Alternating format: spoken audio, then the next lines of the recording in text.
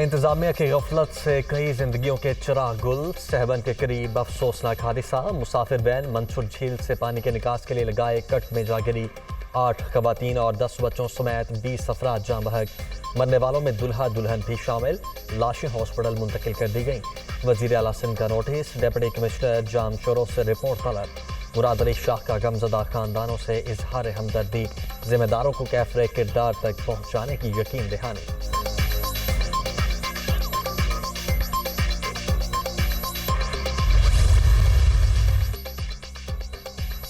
سہبند tool پلازے کے قریب منصور جھیل سے دریائے سندھ میں پانی کے اخراج کے لیے 2 ماہ قبل کٹ لگایا گیا۔ سیلاب گزرنے کے باوجود انتظامیہ کی جانب سے مسلسل غفلت کا مظاہرہ، کسی نے انڈس ہائی وے کی مرمت کی زحمت ہی نہ کی۔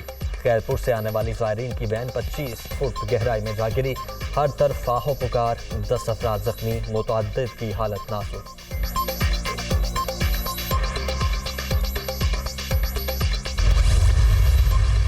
حکومتی حلقے آرمی چیف کی تقرری پر گھبراہٹ کا شکار اور دستوں گریباں ہیں۔ اسٹیبلشمنٹ سے اختلافات، احتساب اور عثمان بزدار کو وزارت اعلیٰ سے نہ ہٹانے پر ہوئے 100% یقین ہے۔ وزیر آباد میں مثبت فائرنگ سنائپر نے کی۔ پرویز الہی واقعے کی FIR درج نہ ہونے کے ذمہ دار نہیں، عمران خان کی صحافیوں سے گفتگو۔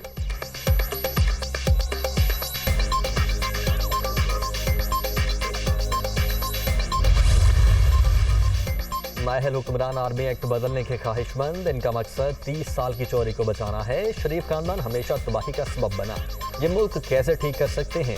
خدشہ ہے اپنے کیس معاف کروا کر یہ پاکستان سے بھاگ جائیں گے۔ وزیر آباد میں مجھے قتل کرنے کی سازش کی گئی، سابق وزیر اعظم ہونے کے باوجود نامزد افراد کے خلاف FIR نہیں کٹوا سکا۔ شفاف الیکشن ہی تمام مسائل کا واحد حل، ہفتے کو راولپنڈی پہنچنے کی تاریخ کا اعلان کروں گا۔ عمران خان کا لانگ مارچ کے شرکاء سے خطاب۔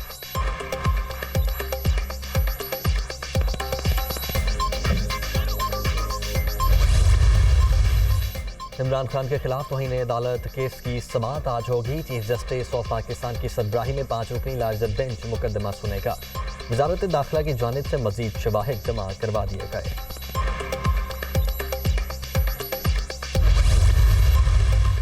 وزیر آباد میں عمران خان پر حملے کی تحقیقات، جوائنٹ انویسٹیگیشن ٹیم نے کام شروع کر دیا۔ حکام کا جائے وقوع کا دورہ، مزید شواہد اکٹھے کیے۔ ملزم نوید کی گجرانوالہ میں انسداد دہشت گردی کی خصوصی عدالت میں پہلی پیشی، 12 روزہ جسمانی ریمانڈ پر پولیس کے حوالے کر دیا گیا۔